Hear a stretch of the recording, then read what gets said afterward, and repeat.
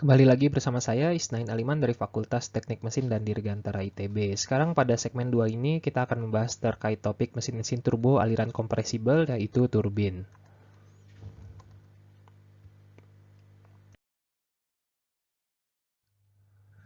Pada segmen sebelumnya kita telah membahas terkait dengan compressible flow turbo mesin yang diterapkan pada pesawat ya. Kalau misalnya pada segmen sebelumnya kita berfokus pada kompresor, nah sekarang kita akan berfokus pada bagian turbin. Jadi kalau bagian pesawat ini mulai dari sisi depan ini adalah bagian kompresornya, nah kemudian dilanjutkan dengan combustor yaitu terjadi peningkatan tekanan, temperatur dan juga entalpi, dan kemudian pada sisi turbin ini kita akan mengubah dari entalpi turbin tekanan menjadi daya mekanik berupa daya mekanik poros ya. Nah, jadi pada turbo mesin ini tentunya multi stage ya. Jadi kalau terutama pada compressible flow ini, kalau misalnya kita lihat pada kompresor aksial di sini stage-nya itu bisa sampai 8. Kalau misalnya pada bagian turbinnya di sini kira-kira 3 sampai 4 stage ya.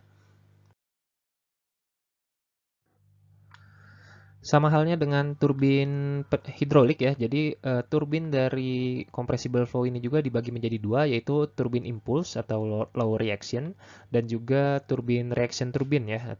Nah, jadi perbedaannya itu adalah kita melihat pada skema di sini ya. Kalau misalnya pada impulse turbin hidrolik dia itu berupa turbin bangki atau turbin Pelton, dan sedangkan pada turbin reaksinya itu berupa aksial dan juga sentrifugal. Nah, kalau misalnya pada pada turbin compressible flow ya. Jadi yang paling terlihat nyata itu adalah bagian sisi rotornya, bentuk sudu rotornya. Jadi kalau misalnya kita lihat pada sudu impuls, jadi di sini ada W2 atau kecepatan relatif masuk kepada turbin dan juga W3 ini membentuk sudut beta ya, sama seperti turbin Pelton ya. Hanya saja di sini kecepatan tangan sialnya itu ke kiri sini ya. Nah, jadi di sini beta 2 atau inlet dan juga beta 3-nya itu sama dengan seperti ini ya, beta 2 sama dengan minus beta 3. Nah, jadi pada turbin impuls di sini dia tidak terjadi pengurangan tekanan ya. Jadi di sini tekanannya konstan. Jadi kita bisa lihat di tekanan terhadap C atau kecepatan absolut di sini ya. Jadi di sini bisa kita lihat bahwa bagian turun ini adalah bagian nozzle P1 dan P2.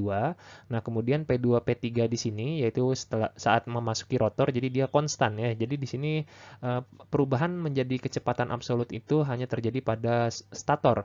Nah, ini berbeda dengan turbin reaksi. Nah, di mana turbin reaksi ini terjadinya perubahan tekanan menjadi kecepatan ini terjadi baik di sudu stator maupun sudu rotor ya.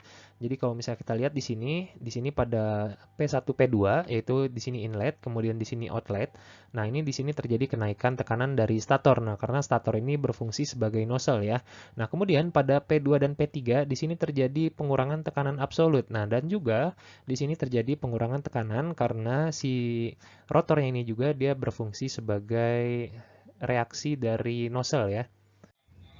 Nah, kemudian terkait dengan penggunaannya, jadi ya seperti dengan turbin hidrolik ya, tentunya turbin impuls di sini dia baik untuk high stage loading ya, atau misalnya dan juga terkait dengan apa namanya, yang impuls ini intinya staging dari turbinnya itu sedikit. Jadi kalau misalnya pada aplikasi dari uh, pembangkit listrik PLTU ya. PLTU di sana kan ada turbin tekanan tinggi dan juga turbin intermediate dan juga turbin tekanan rendah ya. Jadi pada turbin tekanan tinggi di sini yang digunakan adalah turbin impuls ya, karena di sini juga high stage loading, kemudian low axial thrust on rotor, kemudian yang pasti turbin impuls ini efisiensinya tinggi pada tekanan tinggi ya. Nah, kemudian turbin reaksi ini dia itu untuk low stage loading, artinya dia tingkat stage dari turbinnya itu akan lebih banyak gitu ya, karena perbedaan tekanannya itu dia bertahap tidak seperti turbin impuls. Nah, kemudian untuk turbin reaksi di sini yang pasti karena dia stagingnya rendah dan dia juga bertolak belakang dengan impuls, artinya efisiensinya itu akan lebih baik pada tekanan rendah. Nah, ini adalah kurva pembanding antara turbin impuls, yang kiri ini adalah turbin impuls dan yang kanan ini adalah turbin reaksi ya. Jadi kita bisa lihat di sini, kalau pada turbin impuls ini adalah nozzle awal, kemudian ini adalah rotor atau bergerak ya. Nah, kemudian ini adalah statornya atau yang bagian diam, dan juga ini rotor kembali. Jadi ini adalah dua stage dan kemudian di sini multi stage pada turbin ini ya, pada turbin reaksi. Nah, jadi di sini ada 3 stage turbin reaksi. Ini adalah bagian statornya. Jadi kalau misalnya turbin itu stator dulu baru rotor ya. Jadi ini adalah stator, kemudian ini bagian rotor dan seterusnya ya. Nah, jadi misalnya kita lihat pada bagian nozzle dulu di sini ya. Nah, jadi di sini terjadi pengurangan static pressure dan juga kenaikan velocity. Nah, pada turbin impulse, jadi dia tidak ada pengurangan tekanan ya pada saat fluida ini melewati sudunya. Jadi di sini tekanannya adalah konstan, yang berkurang adalah kecepatan absolutnya. Kemudian pada fixed blade stator di sini, maka dia akan berfungsi sebagai nozzle kembali, di mana tekanannya berkurang dan juga ininya akan bertambah ya.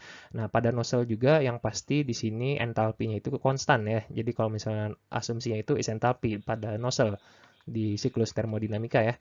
Nah, jadi kira-kira seperti itu terkait dengan alur dari nozzle, rotor, stator, dan juga rotor. Nah, untuk turbin reaksi, nah, di sini ini adalah bagian stator dan juga rotor ya.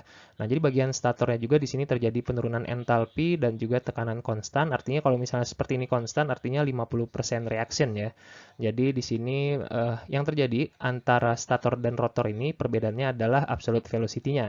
Di mana untuk stator yang akan terjadi adalah penambahan absolute velocity dan juga untuk rotor yang terjadi adalah pengurangan absolute velocity.